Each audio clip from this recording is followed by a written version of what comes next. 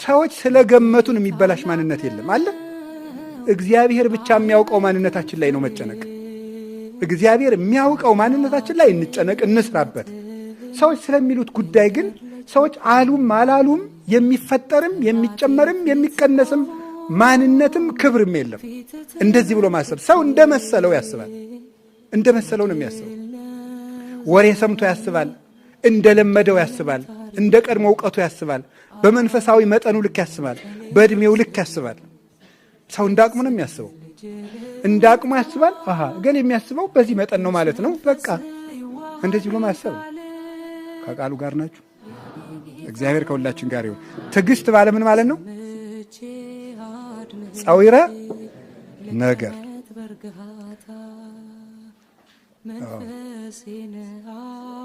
ሁለተኛስ ትዕግስት ምንድን ነው? አለመቸኮል፣ ቶሎ ውሳኔ አለመወሰን ነው። ቶሎ ብሎ የምናየውን ነገር ተጠቅመን ውሳኔ አለመወሰን፣ ወዲያው ባየነው ነገር ብቻ ተጠቅመን ነው ማለት በቃ። ሰይጣን ደግሞ ካሁን ቀደም ይህን ተናግሬ ያውቃለሁ። እኛ ቀድመን ለገመትናቸው ነገሮች ማስረጃ የማቅረብ አባዜ አለበት። ማን? ሰይጣን። ቀድመን የገመትነውን ነገር ያረጋግጥብናል፣ አውቆ ማስረጃ ያቀርብልናል። ከዚያ በኋላ የተሳሳተ ውሳኔ እንድንወስን ያደርጋል። አለመቸኮል፣ ደጋግሞ ማየት። ችኩልነት አገር ያጠፋል።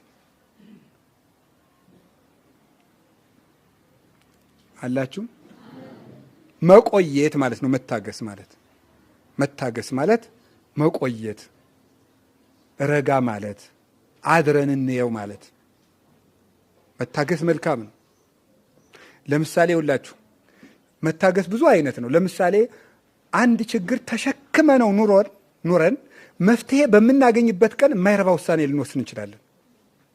እስከ መጨረሻው መጽናት ነው። ትዕግስትን ያዘወተረ ሰው ይድናል ይላል ማቴዎስ 24 ቁጥር 14 ላይ። ትዕግስትን ያዘወተረ ሰው ሁልጊዜ ያደረጋት። ለምሳሌ ሐራ ሰማይ የሚባሉ ነበሩ፣ በረዶ ውስጥ ተጥለው የተሰቃዩ ሰማዕታት። 35ኛው ቀን ላይ በ40ኛው ቀን አክሊል ሊወርድላቸው ነበር። 35ኛው ቀን ላይ አሕዛብ ሄደው ምን አደረጉ? እሳት አነደዱ። አንዱ ከ40ው ሰማዕታት አንዱ በረዶ ውስጥ ጥለው ክርስቶስን ካዱ እያሏቸው ነው። 35 ቀን ከረሙ አንክድም ብለው። አንደኛው ምን አደረገ? እሳት ሲያነዱ ባካችሁ እሳት አሙቁኝ አላቸው። ምን አሉት? ካድና ሙቅ አሉት። ክጃለሁ አለና ወጣ። በ5ኛው ቀን አክሊል ወረደ። 39ኙን እነዚያ ሙተው ሲቀበሏቸው የእሱ አክሊል ተንጠልጥላ ቀረች። ከነዚያ ከእሳት ማውቂዎች አንዱ አያትና እኔ በዚያ ሰው ሃይማኖት ገብቻለሁ ብሎ በረዶ ሲገባ እሱ ተቀዳጃት። ይኸው ለፍተን አክሊል በምናገኝበት ቀን እንወጣለን። ያ እንዳይሆን እስከ መጨረሻው ድረስ የእግዚአብሔር በተለይ ሃይማኖታዊ ውጤቶችን እስከ መጨረሻው መጠበቅ ነው። ከቃሉ ጋር ናችሁ። የሰው ልጅ ላይም ተስፋ አለመቁረጥ፣ እገሌ አይቀየርም ማለት። ተፋቅሮ ያስተኤግስ በኩሉ ይላል ቆሮንቶስ 13 ላይ። ፍቅር ያስታግሳል ይላል። ፍቅር ያስታግሳል ማለት እገሌ እንግዲህ 4 5 6 7 8 ጊዜ ሞክሬዋለሁ እገሌ አይረባም፣ እገሌ የማይለወጥ ሰው ነው አይባልም። ትዕግስት ማጣት ማለት እሱ ነው። እስከ መጨረሻው ከቆየን ከጋኔን በቀር የማይለወጥ ሰው የለም። መታገስ ማለት መጨረሻው ድረስ መቆየት ማለት ነው። መጨረሻው ድረስ ትዕግስት ያለው ሰው ከህይወት ይደርሳል። ከምን ይደርሳል? ንገሩኝ።